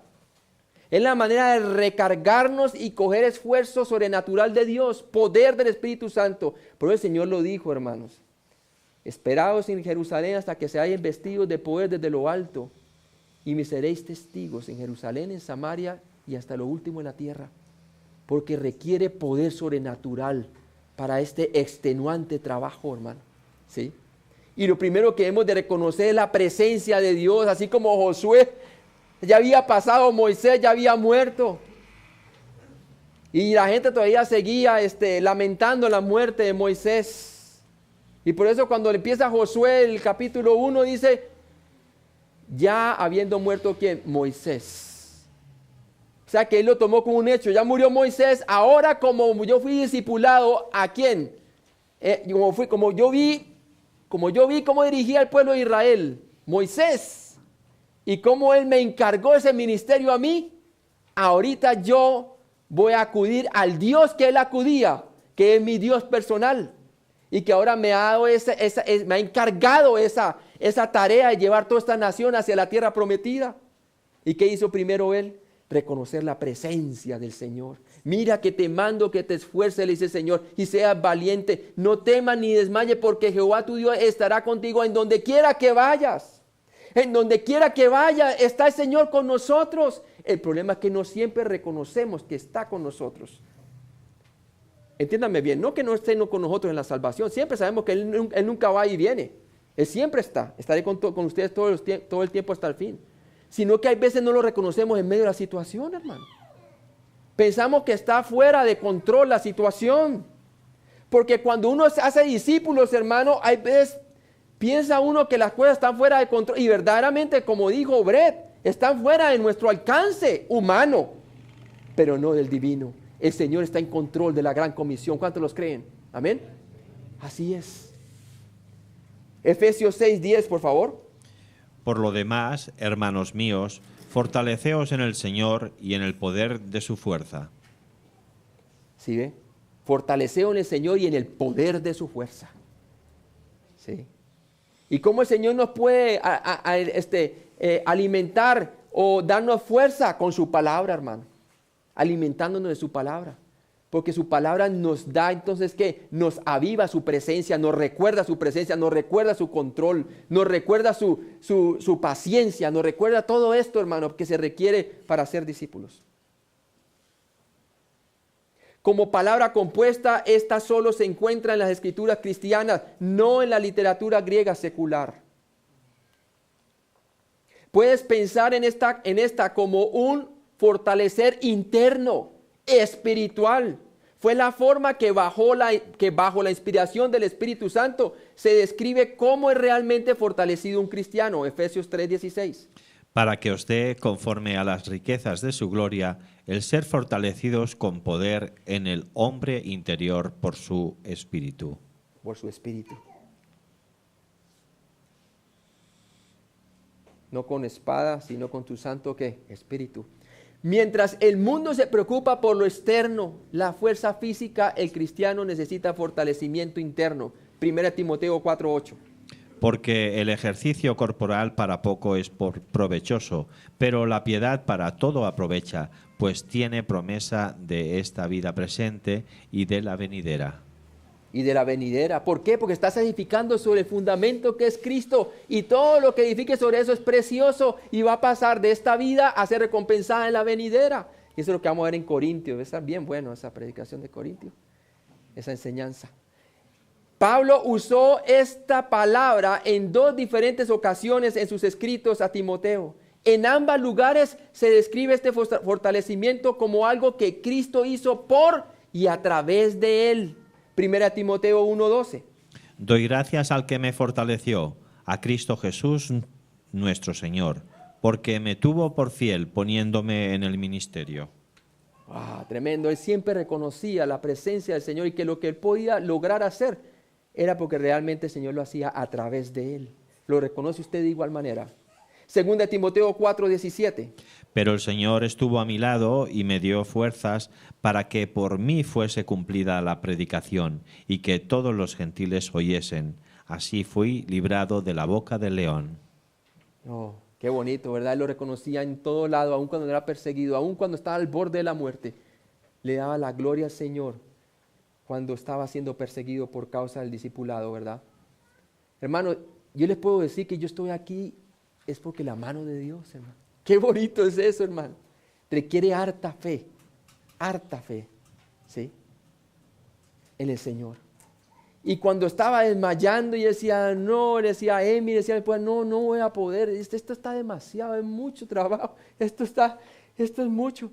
Y dice, este es el llamado que Dios nos ha hecho. Confía en el Señor y fortaleció mi espíritu. Y sabe una cosa, ella también me está ayudando en el discipulado, hermano, ¿sí? ¿Sí ve cómo es la cosa, hermano? Nos necesitamos motivarnos unos a otros porque sentimos el poder de Dios y aquí mismo puedo entender la fortaleza de Dios. No importa el cansancio, no importa qué tan extenuado esté. Cuando uno está alineado con Dios, hermano, uno lo que quiere es estar y permanecer en su presencia. Aún más leemos cómo esta palabra es usada por el apóstol para describir cómo son fortalecidos todos los creyentes. Veamos algunos ejemplos. Hechos 9:22, por favor. Pero Saulo mucho más se esforzaba y confundía a los judíos que moraban en Damasco, demostrando que Jesús era el Cristo. ¿Sí ve? Demostrando que Jesús era el Cristo. ¿Y cómo? Pero tenía que batallar, ¿verdad? Requiere batalla, requiere fortaleza espiritual. Romanos 4:20, por favor. Tampoco dudó por incredulidad de la promesa de Dios, sino que se fortaleció en fe, dando gloria a Dios. Y veamos otro más. Veamos Filipenses 4:13. Todo lo puedo en Cristo que me fortalece. Todo lo puedo en Cristo que me fortalece. Es muy fácil decirlo, pero qué bueno es demostrarlo cuando lo hacemos. ¿Sí? Qué bueno es demostrarlo cuando lo hacemos. ¿Por qué? Porque lo hemos creído. Y el que lo cree procede, hermano, y lo experimenta. La obra que Pablo estaba a punto de encargar a su joven amigo requería que su ser se fortaleciera internamente. Por eso necesitaba escoger hombres idóneos. Hombres que consideraban lo espiritual como algo importante, su relación espiritual con el Señor. Esto no era algo que Timoteo pudiera hacer por sí mismo. ¿Sí? Requería intervención de Dios. Lo que estamos haciendo requiere intervención de Dios, hermanos. Es el tipo de fortalecimiento que David experimentó el día en que descubrió que estaba solo, con todo el mundo en su contra, habiendo perdido a su familia y todas sus posesiones con los amalecitas. David se fortaleció en el Señor, 1 Samuel 30, del 1 al 6. Cuando David y sus hombres vinieron a Siclag el tercer día, los de Amalec habían invadido el Negev y a Siclag, y habían asolado a Siclag, y le habían prendido fuego. y se habían llevado cautivas a las mujeres y a todos los que estaban allí, desde el menor hasta el mayor. Pero a nadie habían dado muerte, sino se los habían llevado al seguir su camino.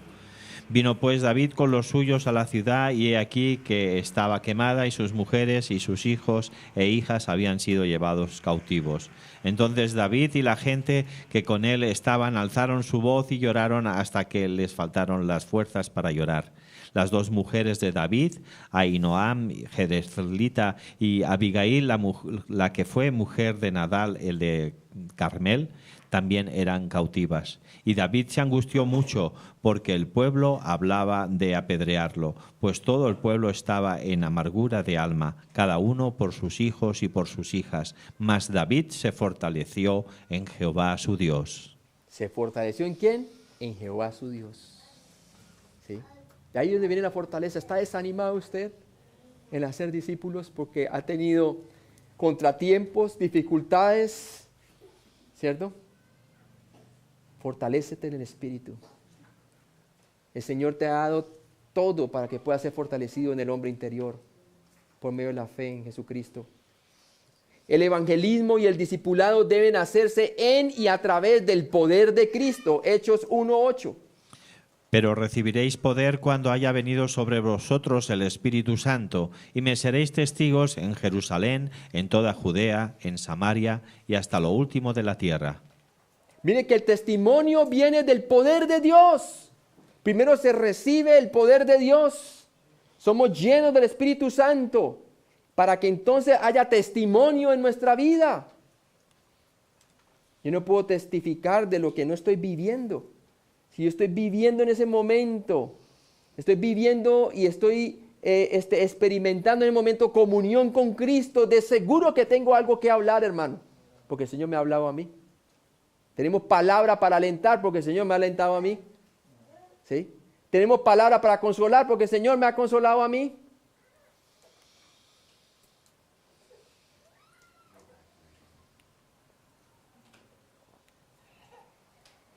Y mire bien lo que dice aquí. Dice que Jesús dijo a sus discípulos que esperaran para ser que testigos hasta que el Espíritu Santo de Dios hubiese venido a morar en ellos. Obviamente ellos todavía no habían recibido el Espíritu Santo dentro de ellos.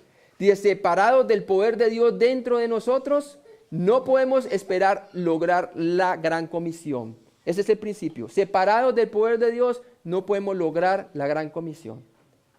El Espíritu Santo nosotros nunca se nos va, ya está allí. Pero no siempre nosotros estamos viviendo según el Espíritu. Y siempre y cuando no estemos viviendo según el Espíritu, sino según la carne, no vamos a experimentar ese poder de Dios. No vamos a tener aliento para alentar a nadie porque estamos desanimados. No vamos a tener amor para amar a los demás como Dios nos amó a nosotros, porque en ese momento no estamos experimentando el amor de Dios. ¿Sí? Nosotros no podemos dar de lo que no estamos experimentando diariamente. Cuando Jesús envió a sus discípulos durante su ministerio terrenal, les dio autoridad y poder para ejercer sus mandatos. Lucas 9, del 1 al 2. Habiendo reunido a sus 12 discípulos, les dio poder y autoridad sobre todos los demonios y para sanar enfermedades, y los envió a predicar el reino de Dios y a sanar a los enfermos. Entonces, claramente, el Señor te ha dotado a través del discipulado, a través de aquellos que te han enseñado de cómo hacer la obra de Dios. Él te ha dotado de toda autoridad, de la misma autoridad que tú has aprendido de aquel que te ha discipulado. Esa misma autoridad se te ha dado a ti porque has recibido del mismo Espíritu. Todos nosotros hemos recibido del mismo Espíritu y tenemos del mismo poder, pero no todos estamos utilizando su poder. Escúcheme bien. No todos nosotros estamos experimentando su poder, no porque no lo tengamos, sino porque no estamos creyéndole a Él. Estos hombres no tenían al Espíritu Santo, hablando de los discípulos antes del Pentecostés, morando dentro de ellos. Por eso Jesús les dio poder y autoridad. Pero ya nosotros, que el Espíritu Santo reside en nosotros, tenemos el poder y la autoridad. Constantemente. Jesús sabía que aparte del poder de Dios, ellos no podrían hacer la obra de Dios. Dios nos pone una tarea grande.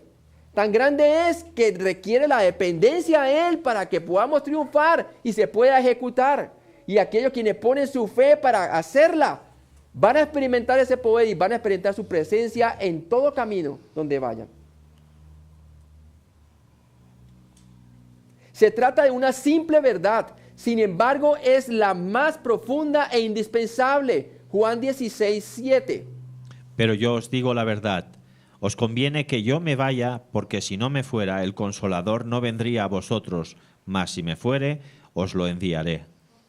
Ese era uno de los propósitos por los cuales el Señor tenía que irse. Porque mientras estaba en el cuerpo, estaba limitado en el cuerpo físico para proclamar entonces el Evangelio, para proclamar entonces la salvación. ¿Sí? Pero ya entonces, habiendo venido el Espíritu Santo, cada persona es un testigo. Y por eso entre todos podemos hacer cosas más grandes que las que Él llegó a hacer. ¿Sí?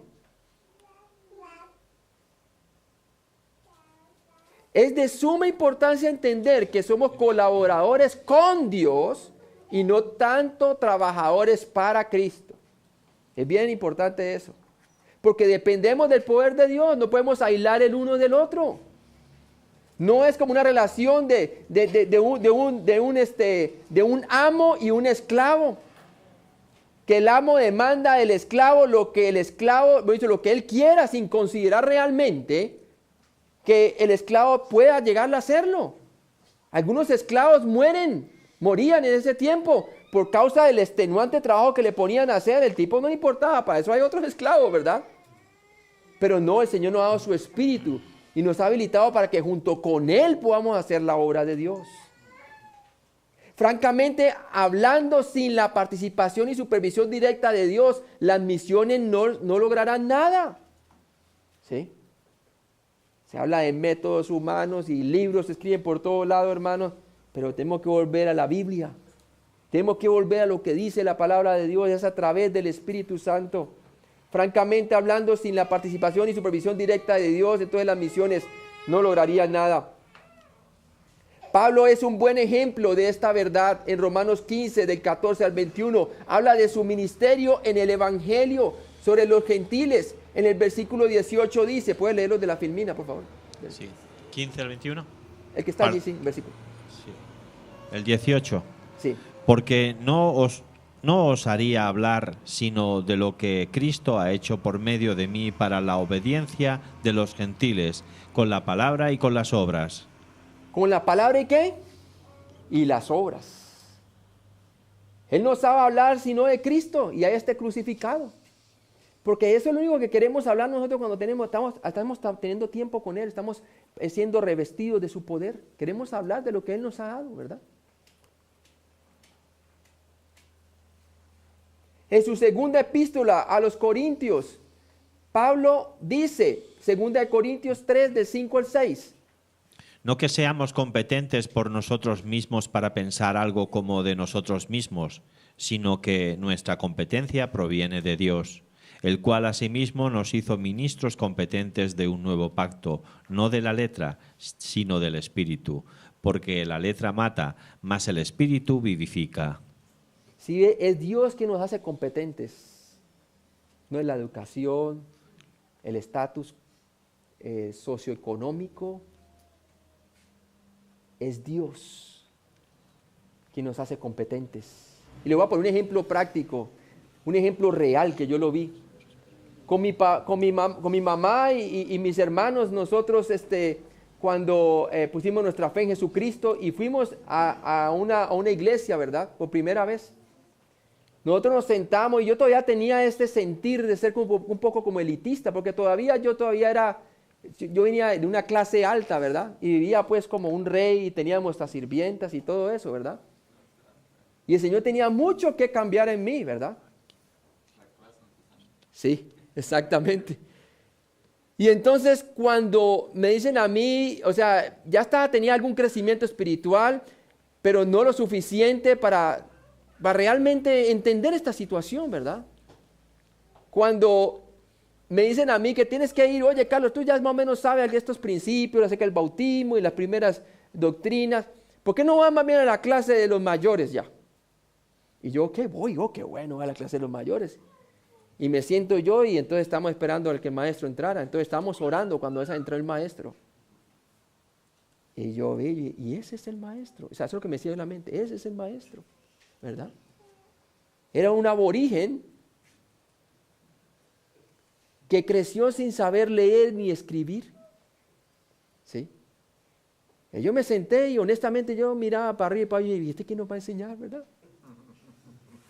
Pero hermano, cuando comenzó a hablar el poder y la presencia de Dios, la sabiduría de Dios prontamente se hizo saber en mi persona, que es Dios quien te hace competente. Es Dios quien te da la sabiduría. Mi mamá y yo éramos así, ni profesores de seminario.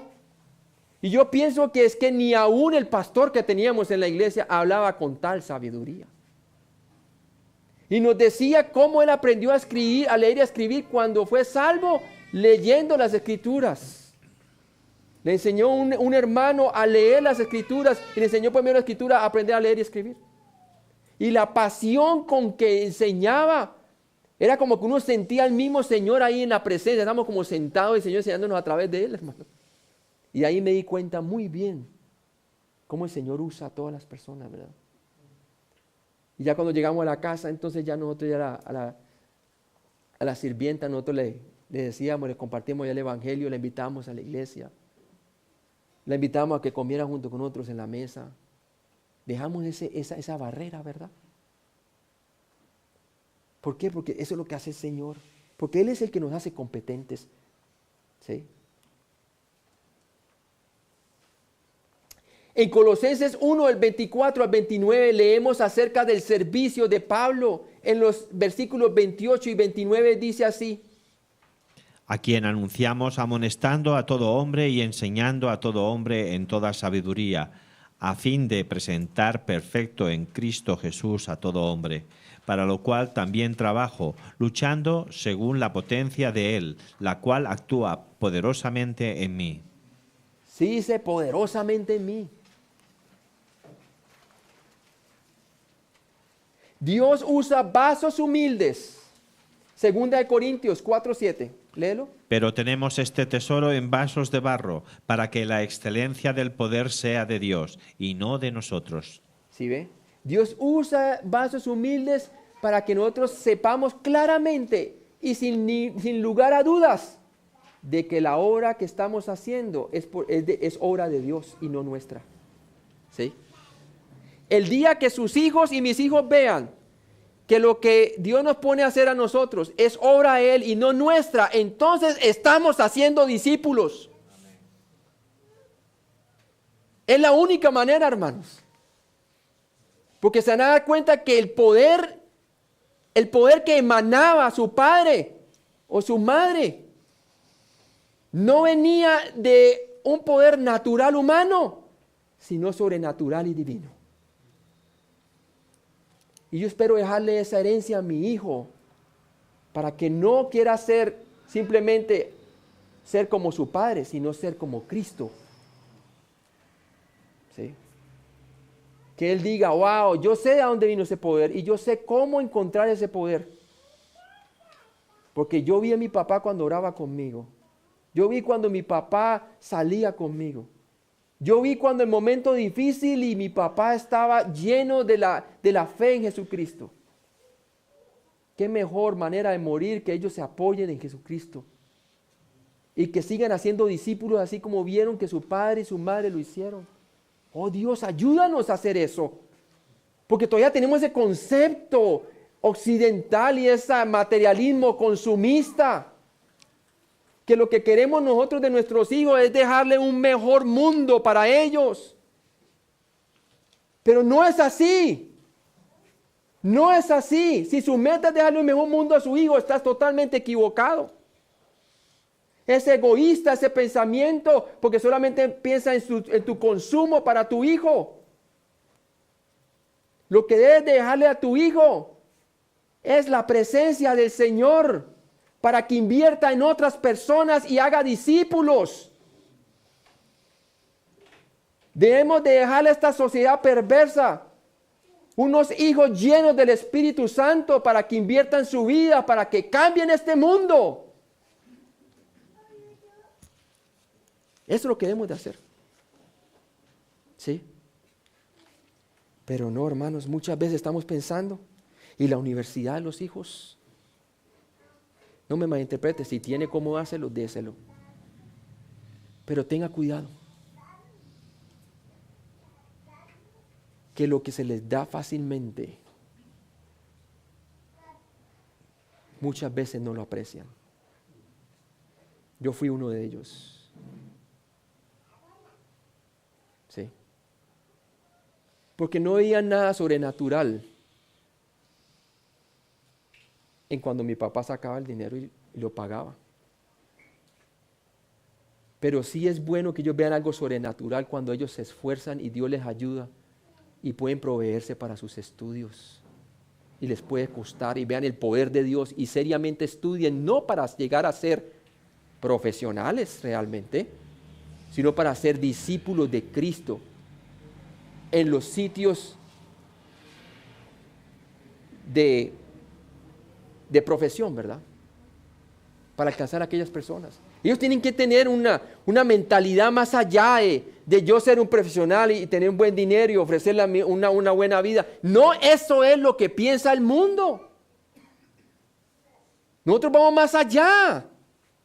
Nosotros tenemos de pensar en cambiar este mundo a través de hacer discípulos. Él se encargará de nuestras necesidades. ¿Sí? ¿O qué voy a ser un profesional? Pero no es para hacerme rico. Es para alcanzar a las personas con las que me voy a relacionar por medio del Evangelio de Jesucristo. Nos quejamos de los gobiernos, pero hermano, el problema está en la iglesia, no está haciendo la labor de hacer discípulos.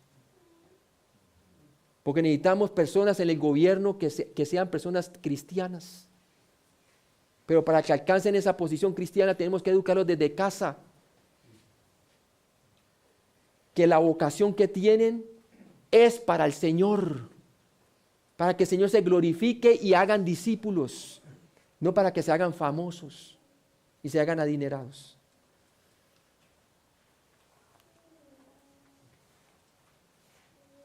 Si Pablo, uno de los más grandes misioneros que jamás haya vivido, comprendió que los medios verdaderos para el ministerio eran Cristo en y a través de Él, entonces Cristo también debe ser la fuente del ministerio en nuestras vidas. Hermano, para ser discípulo se requiere depender de Cristo. ¿Cuántos de ustedes, y voy a ser bien sincero, escúcheme bien, cuántos de ustedes han tenido problemas en el matrimonio, pero difíciles, hermano? Que usted siente tirar la toalla, pero usted siente el poder de Dios y su consolación, y con lágrimas usted dice: Señor, tú me estás fortaleciendo y tú nos reconcilias y tú me impulsas a pedir perdón, porque es parte del discipulado, hermanos. El Señor permite que ciertas circunstancias y roces vengan a nuestros hogares y todo. ¿Para qué? Para que nosotros nos concentremos en la gran comisión. Tiene que ver con todo nuestro ser. Cuando tratamos de departamentalizar y decir: ya está en mi vida religiosa y está en mi vida secular, vas a caer en gran conflicto. Gran conflicto, hermano, porque las personas van a ver una dualidad. Y eso es lo que se veía en los fariseos. ¿Sí? En Cristo no se veía esa dualidad. No se veía ni en Pablo ni en Timoteo.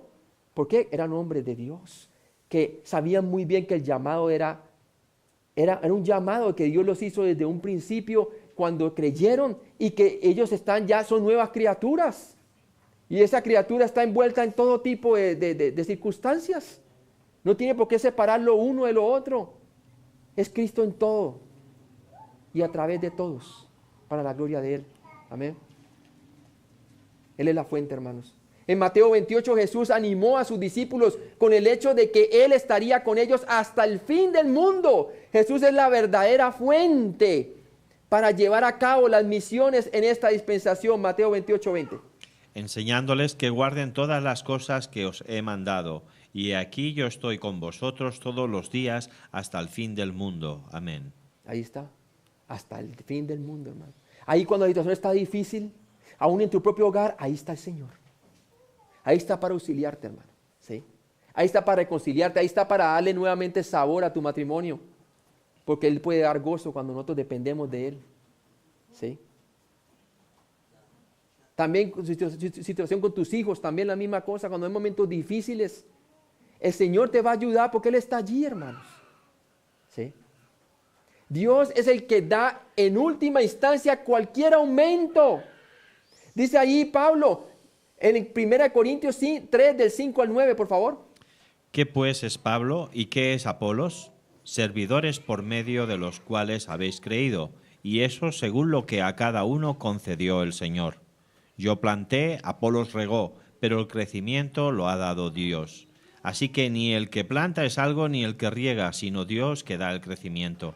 Y el que planta y el que riega son una misma cosa, aunque cada uno recibirá su recompensa conforme a su labor. Porque nosotros somos colaboradores de Dios, y vosotros sois labranza de Dios, edificio de Dios. Dios nos está labrando como iglesia, como edificio, hermanos. ¿Sí? Pero el que da el crecimiento, uno es el que planta, otro es el que da entonces el riega, pero el crecimiento lo da Dios. Nosotros simplemente obedecemos la obra que nos ha encargado. Y Él va a hacer la obra en nosotros. ¿Por qué muchas veces carecemos del poder de Dios? Es porque no le hemos creído y no nos estamos movilizando haciendo discípulos. ¿Sí?